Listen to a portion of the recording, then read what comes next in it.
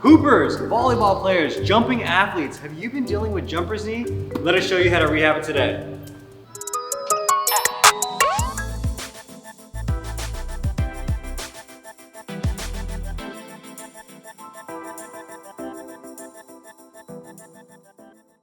Prehab, welcome back to the channel. Dr. Michael here. Dr. Lauren. Doctors of Physical Therapy, and today we are talking about jumper's knee or patellar tendonitis or tendinopathy. Now, quick anatomy demo.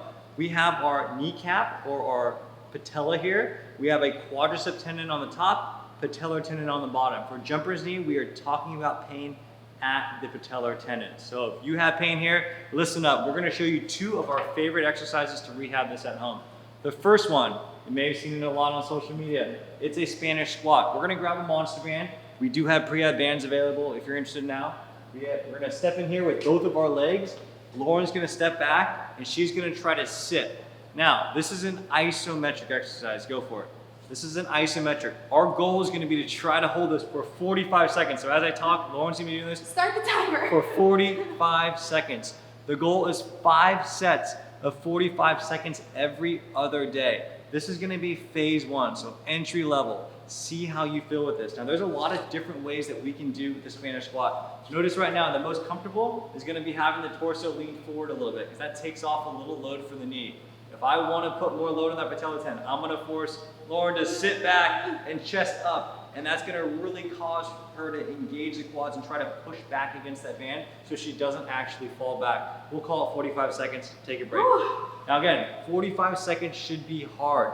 You can self-pace yourself, self-judge yourself. If you don't have a band and that's too hard, let's just use a wall squat. So we're gonna use the rack here, but at home you would just wanna go into a wall squat. You can choose how deep you go. Of course, the deeper we go, the harder it's gonna be. If you're gonna go a little bit higher, again, the goal is just 45, so you're gonna self-select. With isometrics though, the goal for Lauren and for you at home is you need to push as hard as you freaking can into this ground. You should be trying to kick your leg forward like you're kicking a soccer ball, even though you're not moving at all. So the more you kick, the more you're gonna push back into the wall and try to break the wall. Literally try to break it for 45 seconds, and that's gonna make it extremely, extremely tough. So for the first week, we're gonna do this. Any other tips on this isometric? No, I think pushing down, pushing back. You guys, you should feel your quads working, and they should be working hard. When you're done with these 5 reps, you should be sweating. Like you should be working. Yeah. And if you're still doing your sport at this time, and you're still able to, this would be something to do as a warm-up. Typically, a tendinopathy, like a patellar tendon, is going to feel better after doing an isometric like this. So we didn't talk about activity modification, but if you are playing a ton of sports, one of the first things you gotta do is maybe dial back a little bit. Yeah. Then we add this stuff in. Yeah, and it's okay to recognize that if you are having a lot of discomfort that's maybe above what we would expect, which would typically be about a 3 out of 10 in regards to the pain scale, it's okay, dial back your activity, that's fine. It's smart. Okay, so that's gonna be week 1. After you've done that for a week, take a judge of what your pain scales are. If they're at 3 out of 10 or less, it's time to move into isotonics, where we're moving up and down.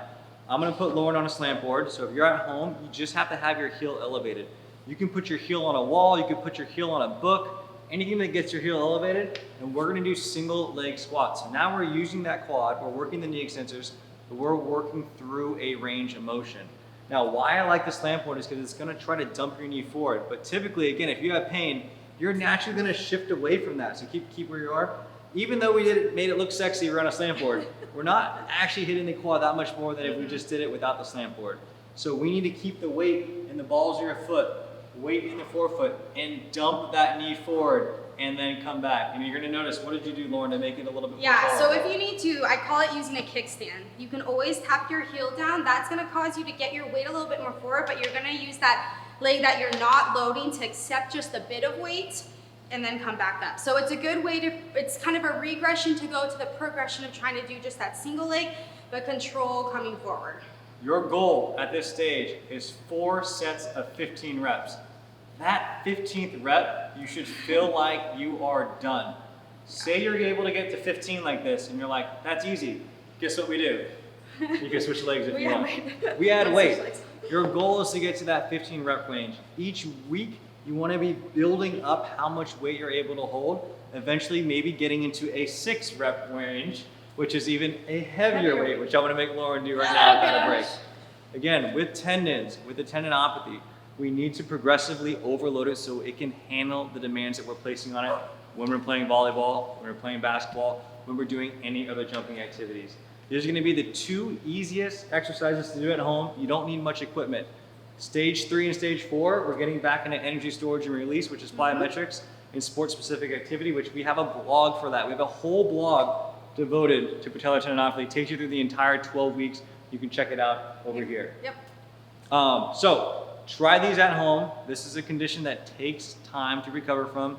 You can't rush the process. If you do want more guidance, we have a plyometrics program as well as a jump fundamentals program that you can check out over here.